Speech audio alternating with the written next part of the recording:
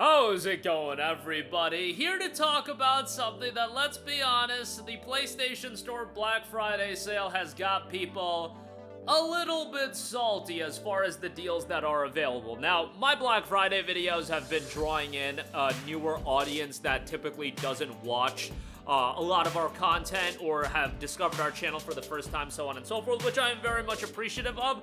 But pretty much everything I said about this Black Friday sale, not to give myself the old pat on the back, I was pretty much right about every single thing I said. Not that this was rocket science, guys. I've been observing the market for like years now. I know how generally these things go as far as what to expect, what deals to expect, and I just think some of this is obviously an issue with expectation management.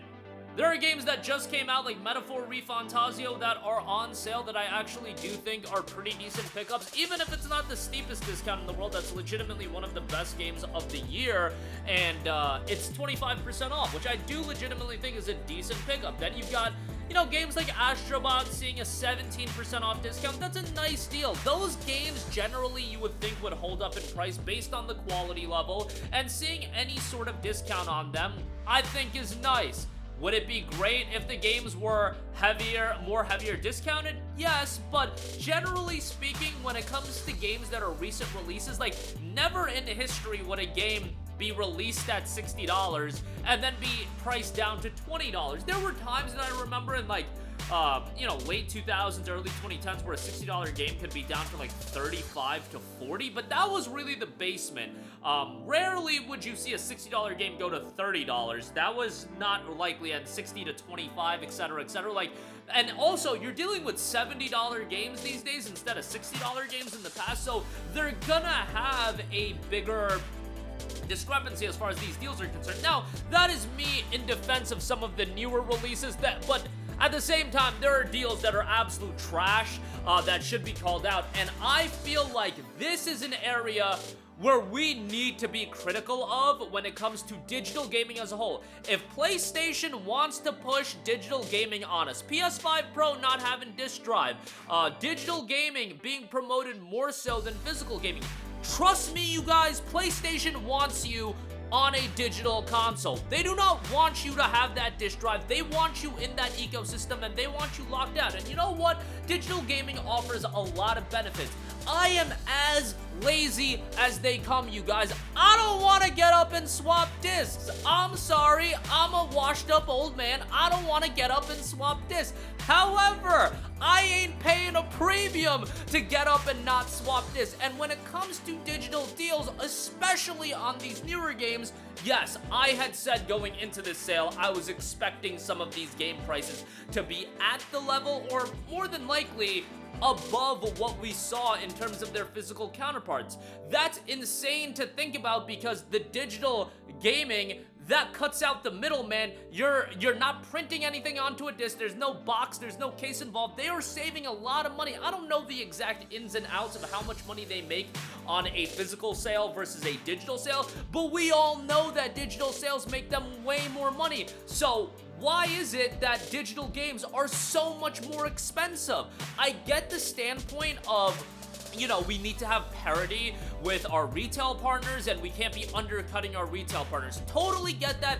That's why when you see, let's say, a Metaphor ReFantazio comes out and day one it's $70, they're not gonna undercut their retail partners by pricing it at $50. And also, when the price point is accepted at $70, you're damn right they wanna sell things at $70. They don't wanna undercut themselves either when people are accepting of the $70 price point at this point. However, that is me offering some defense. There are some deals that are just absolute trash, like Star Wars Outlaws is 25% off for $52.49.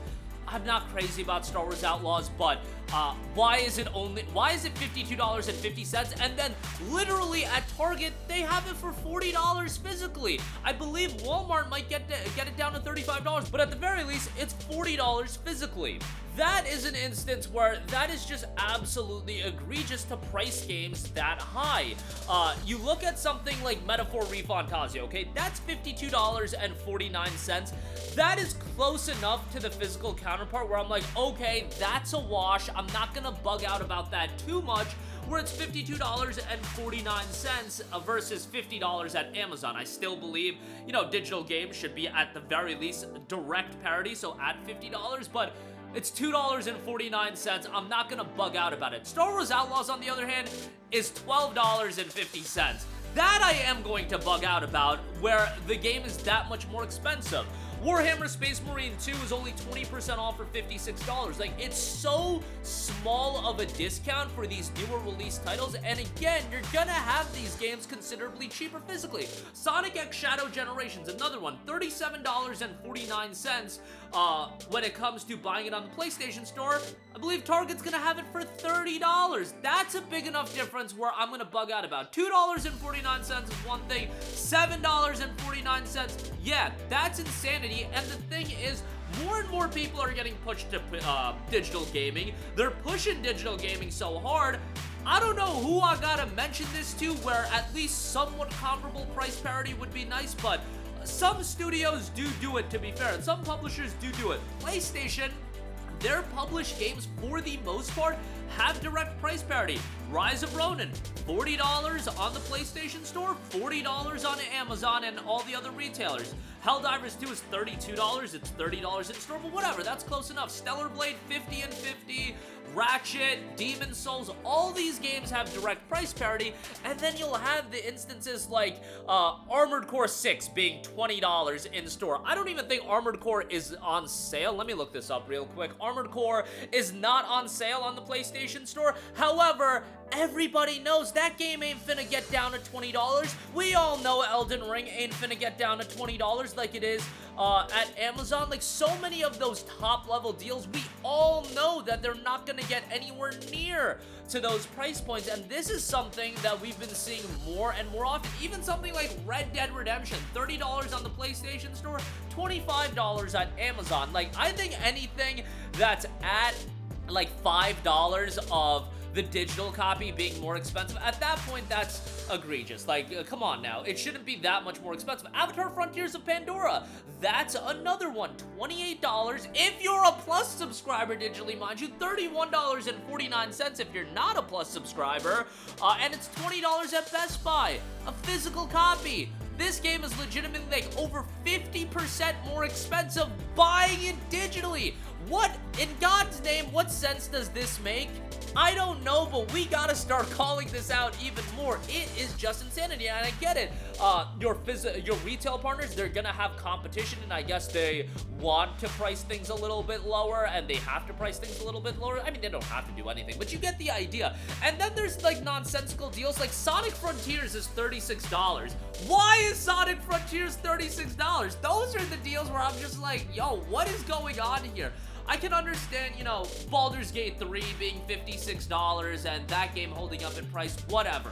Sonic Frontiers has been $17 non-Black Friday on Amazon regularly, but it's $36 digitally? Like, what the hell is going on? Maybe it's the case of, oh, the Sonic movie's coming out, and Sonic's hot right now, let's make some money off Sonic Frontiers, because Sonic Frontiers is a great game, but I'm not talking about games being good or games being bad. That's not what I'm talking about. I'm talking about directly from a value proposition standpoint.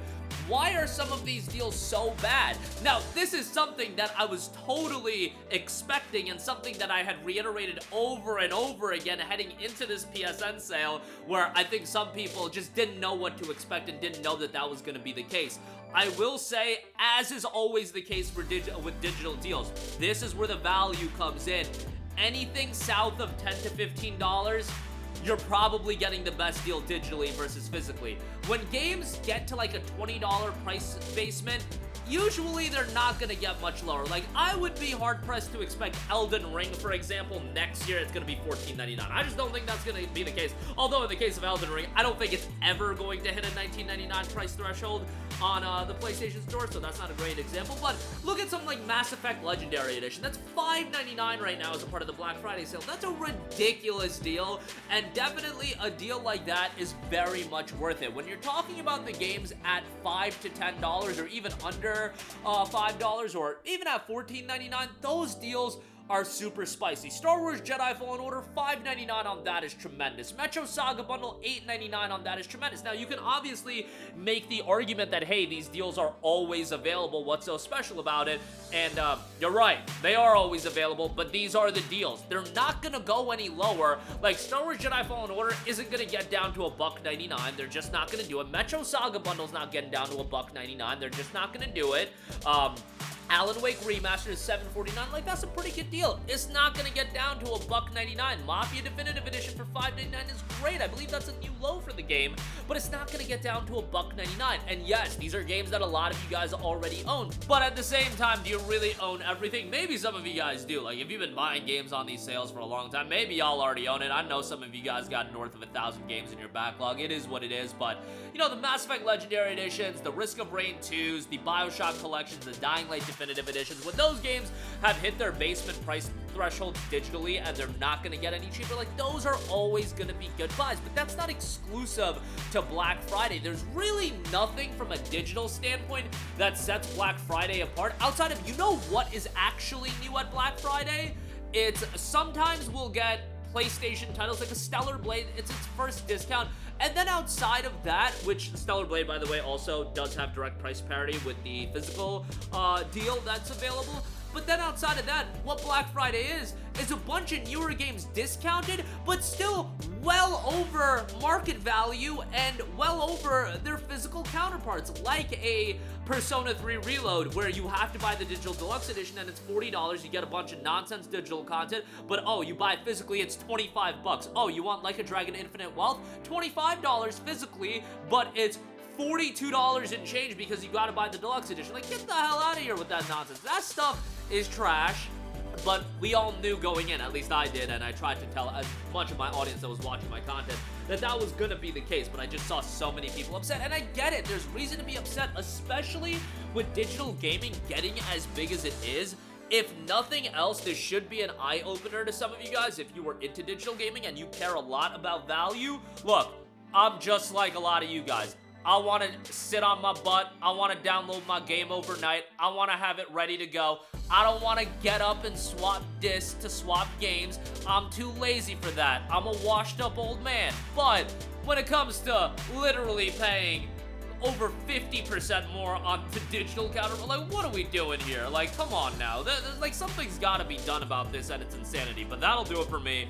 Let me know all of your thoughts in the comment section down below. As always, interested to hear from you guys. But yeah, that'll do it for me. Your thoughts down below sound off there. Thank you for watching, and goodbye.